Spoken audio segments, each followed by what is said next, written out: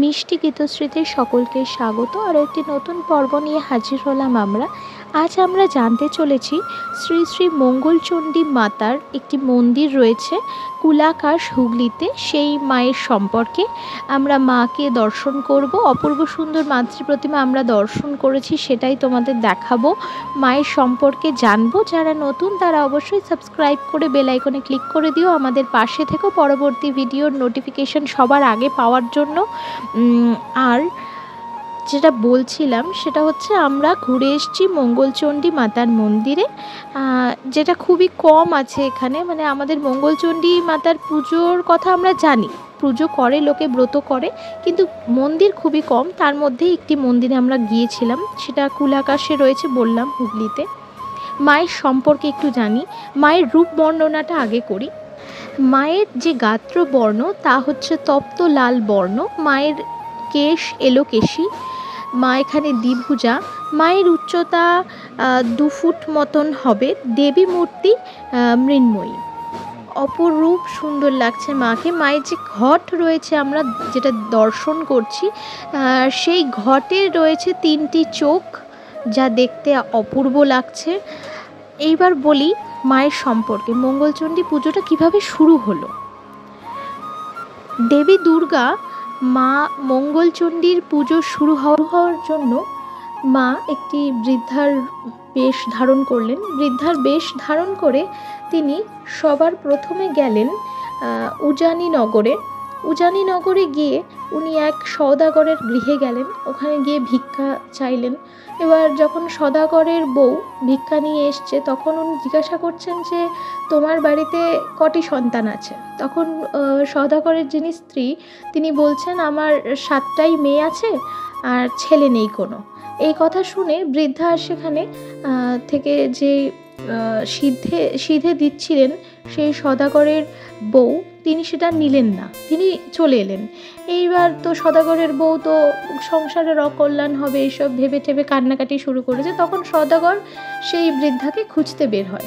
বৃদ্ধাকে খুঁজে পাওয়ার পর তিনি বলেন যে আপনি তো এভাবে চলে এলেন, আপনি ভিক্ষাটা না নিয়ে চলে এলেন, আমাদের তো সংসারের অকল্যাণ হবে। তখন বৃদ্ধা বলেন যে তুমি এই ফুলটা নিয়ে যাও, গিয়ে তোমার বউকে যদি এটা ধুয়ে খাওয়াতে পারো জল, তাহলে তোমার বউয়ের একটা সুপুত্র হবে।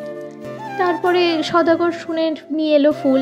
তারপর সেই ফুল ধুয়ে খাওয়ার পরে সওদাগরের স্ত্রীর আবার বাচ্চা হয়। তার নাম রাখে, ছেলেটার নাম রাখে জয়দেব। এবার ব্রাহ্মণী গেলেন আরও একটি সওদাগরের বাড়িতে। এবার গিয়ে তাকে জিজ্ঞাসা করলেন যে তার কটি সন্তান আছে। তখন যে সওদাগরের স্ত্রী, তিনি বললেন যে তার 7টি ছেলে রয়েছে, একটিও কন্যা সন্তান নেই। এখানেও সেই ফুল দিলেন সেই বৃদ্ধা ব্রাহ্মণী এবং বললেন যে ফুলটি ধুয়ে খেলে তার একটি কন্যা সন্তান জন্মাবে। আর তাই হলো, সেই মেয়েটির নাম রাখা হলো জয়াবতী। এবার জয়াবতী বড় হতে থাকে। বড় হওয়ার পর একদিন জয়াবতী পুজো করছিল মা মঙ্গলচণ্ডীর খেলার বসেই। তো তখন একটি পায়রা উড়ে এসে জয়াবতীর কোলে বসে। সেটা ছিল জয়দেবের পায়রা। এবার জয়দেব তাকে খুঁজতে খুঁজতে আসে এবং জয়াবতীকে জয়দেব বলে যে তুমি আমাকে পায়রাটা ফেরত দিয়ে দাও, কিন্তু জয়াবতী তা দিতে চায় না। তখন যে দেখে যে জয়াবতী পুজো করছে, তখন জয়দেব জিজ্ঞাসা করে তুমি কি পুজো করছো। তখন জয়াবতী বলে যে আমি মঙ্গলচণ্ডী মায়ের পুজো করছি, এই পুজো করলে নির্ধনের ধন হয় আর রাজা হয়, আরও অনেক কিছুই বলে। তো তারপর জয়দেবের মেয়েটাকে দেখে আর ওর কথা শুনে খুব ভালো লাগে। তো তখন জয়দেব ওর বাড়িতে গিয়ে বলে যে ও জয়াবতীকে বিয়ে করতে চায়। এরপর এক জ্যৈষ্ঠ মাসের মঙ্গলবারে তাদের বিয়ে হয়। সেদিন জয়াবতী আঁচল থেকে গদ বের করে গিলে খায়। গদ কি? গদ হচ্ছে মা মঙ্গলচণ্ডীর পুজোয় মা মঙ্গলচণ্ডীকে দেওয়া হয় দুব্বা ঘাস, ধান, জব ও মাসকলাই। মানে এটা কাঁঠাল পাতায় মায়ের সামনে রাখা হয়। এটা গ্রাম বাংলায় মেয়েরা যখন এই ব্রত করে তখন এগুলো মানে।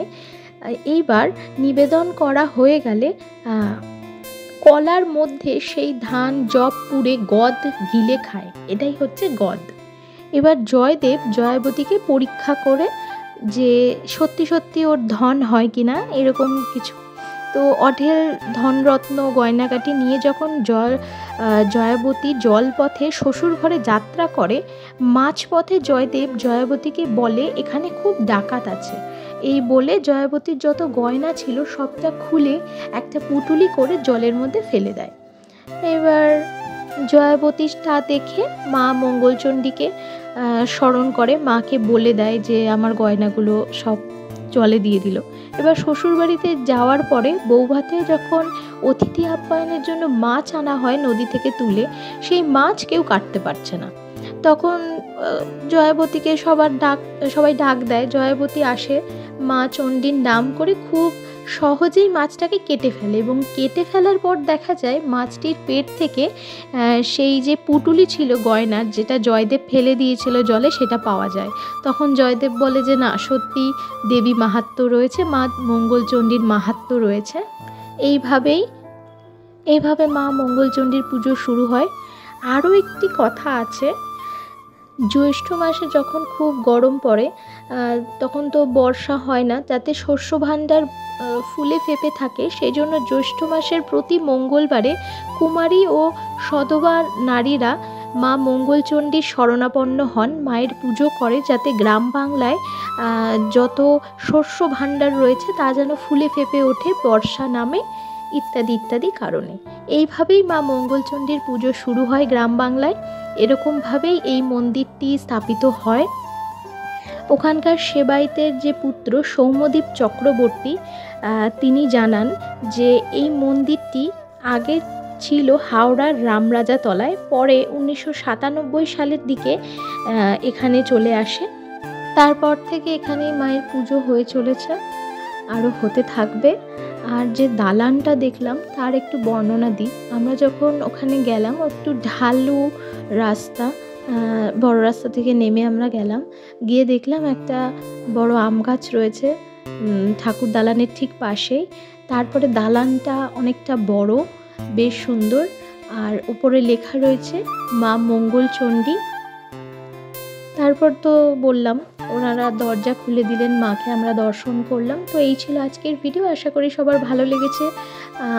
আগের যে ভিডিওগুলো ছেড়েছি বা পরবর্তীতে যে ভিডিওগুলো আসবে সেগুলো দেখার অনুরোধ রইল। কারো যদি কোনো অন্য মন্দিরের খোঁজ থাকে যেখানে গিয়ে তোমরা চাও আমরা ভিডিও করি, তাহলে অবশ্যই আমাদের কমেন্ট সেকশনে জানাতে ভুলো না। দেখা হবে পরবর্তী ভিডিওতে, ততক্ষণ সুস্থ থাকো, ভালো থাকো, আমাদের সঙ্গে থাকো। ধন্যবাদ। অক্ষয় তৃতীয়ায় মায়ের বাৎসরিক পুজো হয়, তখন অনেক লোকের সমাগম হয়। দিন 6টায় খোলা হয়, সকাল 11টায় পুজো হয়, আবার সন্ধেবেলা 4টের সময় খোলা হয় এবং রাত্রি 9টায় বন্ধ হয়।